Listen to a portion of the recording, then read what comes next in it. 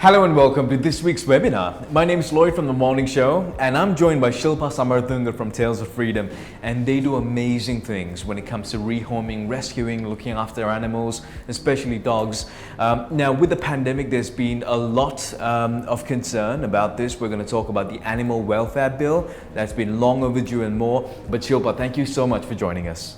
Thank you for having me. Hi. So Shilpa, you do amazing things with Tales of Freedom. Could you describe what Tales of Freedom is and the work that you do? So Tales of Freedom was really started. I did a lot of welfare work before that, but Tales of Freedom was started in response to kind of a spike that we were seeing with dog breeding, and also a lot more breeds being available, as in animal dogs that you could buy and sell for like money. We were finding a lot more being abandoned once they were of no use, because they also cost a lot more. The upkeep costs a lot. So Tales primarily works in rescue, rehabilitation and rehoming, but we've also started working a little bit more on policy and advocacy, and with things like police canines and service dogs and things, like advocating for them as well. Right, wonderful. It's good to know. And now, one big question. There's a few that we're going to dive into. But one big question is, we've been hearing a lot from people that write into us on radio, the people we speak to in general. Now, they're noticing a lot more dogs on the streets. So the question is, are we seeing more of them on the streets because there's lesser people about? Or in your opinion, is there a bigger underlying problem? Which is it? Can you break it down for us? I'd say it's a bit of both. With less people on the streets and less restaurants and hotels and things open, we do notice the street dogs and cats more, because they're walking around looking for food. Mm-hmm. And there aren't so many, like when there's so many crowds of people walking around, you don't quite notice them. They become hard. But when there's nothing else, you sort of do notice them more. But we also have found, so since the last lockdown, that was a year ago, almost exactly, there was a trickle of, like, there were more dogs being abandoned for sure. Dogs and cats, they were, but this time around we're finding it much worse actually. The last couple of months have been quite bad, because I think whatever savings or anything that anyone had is also now starting to go. Mm-hmm. So we just the upkeep is, I guess it's too much, or there's people who had 5-10 dogs can't afford it anymore. The care, even the breeders, they're selling off not just the pups, but like they're selling off older dogs. So we're finding that, and obviously if the situation is dire enough, we're finding them abandoned as well. Now Shilpa, before we get to how people can help you and Tales of Freedom, it's absolutely heartbreaking that people sometimes, they do abandon their pets. The question is though, I'm hoping, at least on a personal level, that when this happens, they're doing this as an absolute last resort, when they can't look after or when they can't keep their pets. But the question is, from your opinion, what can people do if they come to such a situation? Not like if you have a family member and you can't look after them, it's not like you're going to put them out on the street, but somehow this happens with pets, even people sometimes. But if someone is in a situation where they can't carry on keeping or looking after their pet, how can they reach out for help? And what kind of help is available? I think the first thing is that it's really great that you understand that, as opposed to just assuming that you can and you can, because it gets, as the situation gets worse, actually, we prefer sometimes that people realize what their limits are and what they can provide, and they contact us sooner. So it may be, it's not just us, there are so many rescues that you can speak to. Yes, we're all over the full. But I think the first point of contact would be people who have met your pet before, family, friends. If there's someone like that, that would be ideal, because then there's there's a sense of like the dog already knows the person. It's a easier transition if that is possible, and it's better for the animal as well, because then you get to have that connection. Right. And maybe later on, if there's, I mean, you can always try a fostering situation where you move the animal for a short time. Okay. And if that's also not possible, we'd say contact a rescue. But what we would most likely do, unless the animal needs, like tails personally, unless the animal needs to be in hospital, what we usually say is get them sterilized, so that, because we have no idea if it's not going to someone you know. We can vouch to a certain extent for the person, but we also don't know that person. So to make sure that they can't be used, try and get the vaccinations up to date, get them sterilized, vaccinated, and we'll help you find a home. On a slight tangent, Shilpa, now we've been hearing of dog breeders who are abandoning their dogs. Now, this is a lucrative business in Sri Lanka. People breed dogs for profit.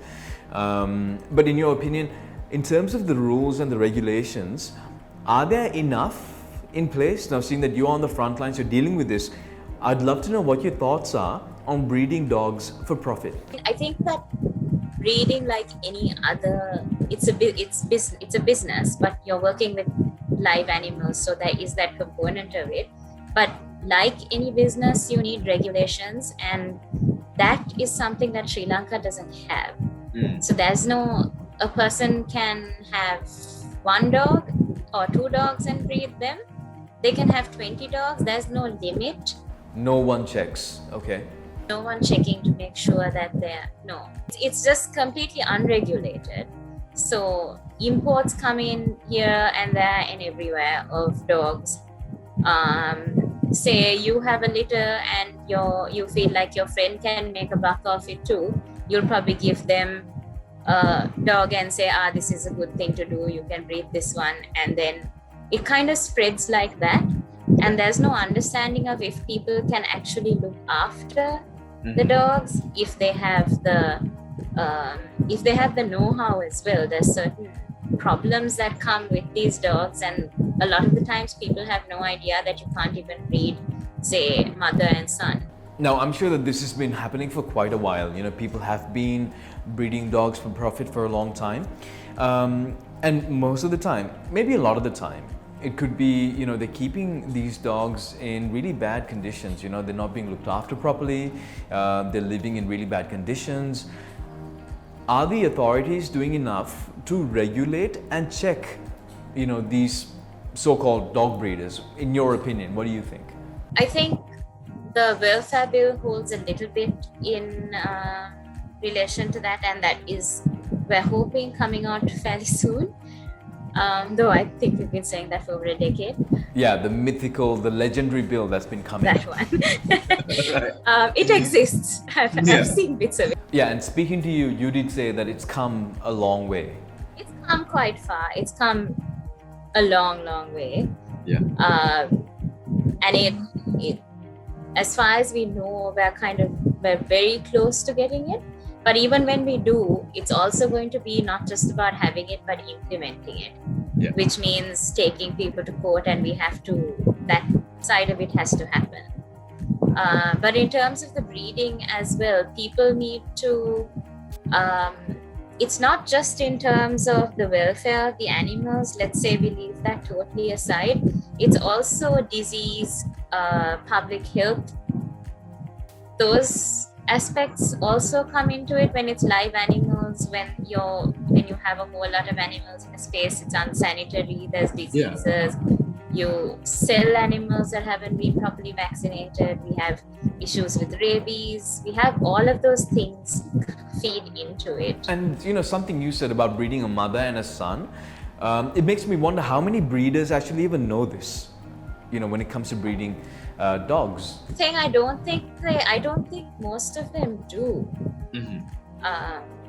And they have no idea a lot of the times that, like, I have one of the dogs that I've adopted is mostly blind, but they were under the impression that was a mom and son, and they had assumed that the puppies were this way because they I don't know, they assumed that eye drops would fix the eyes. But the dog is like totally blind. If I put a branch across where his usual path is, he'll trip over it. No amount of eye drops is going to fix that. But they don't understand that, and that's kind of As a result of inbreeding. as a result of the inbreeding, because they can have so many congenital issues and they just have no idea.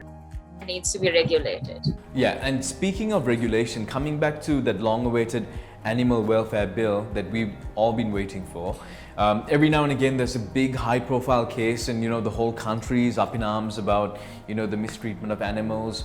But I want to know, how can people join the cause? How can they kind of raise awareness, and how can they expedite the process? How do you think people can be more involved in making sure that this bill, is passed as soon as possible? It's been taking a while, so do share your thoughts. I think it's about talking about it, not just in times when we have like a case where a dog is shot or something and then everyone gets up in arms and then forgets about it. Yeah. I think there's a need to keep that pressure on, to talk to people if you know people who can do something about it. And even if there isn't, it doesn't, I don't know, like a lot of people have social media platforms now, and it's something that if it's something they worry about, it's something that they can keep talking about, because it's just about keeping the pressure on and making the people who make the decisions understand that a lot more people care about it, and that the pressure won't come off until it comes in. Now, Shilpa, for people that do want to kind of join you and Tales of Freedom and help you guys, how can they reach out, and what are you looking for? What kind of skills, what kind of help do you need right now, and how can they reach out? Adoption is definitely one of those things if you have the space, but for sure not everybody has that, and not everybody has the lifestyle to support that either. So we don't say just like fill up your house and have it be irresponsible. So adoption is one way, but there's so many ways. There's donations is another obvious one, but you can, if you can't keep animals for a long time, one option is to foster. To say that, okay, until this animal finds a home, we'll save you the cost of keeping them in hospital, considering that they're okay and we happen to be home during this time as well. So maybe we can foster for you. Another option, and a big one, is volunteering. And when I say volunteering, I don't mean that part of it is actually physically turning up to certain things, but a lot of it is also, can you raise funds? We recently had someone in Australia that did that had high tea. They cooked at home, they invited people, and they took like a little ticket kind of money, and then you're with them. So that kind of thing, it's not them putting up the money necessarily, but organizing something like that, holding a fundraiser. There's people who say, for our birthdays, we don't want gifts, donate here. And that's not just, to whoever you want. Another way that people can help is actually volunteer their skills. So it may not seem an obvious thing, but say we have people, you can build a website, you're a graphic designer, you're an illustrator, you're I don't know, there's so many things. You're just good at administration, you are an accountant. All of those skills are things that organizations like us need. Yeah. So it doesn't have to be like a straightforward adopt or donate.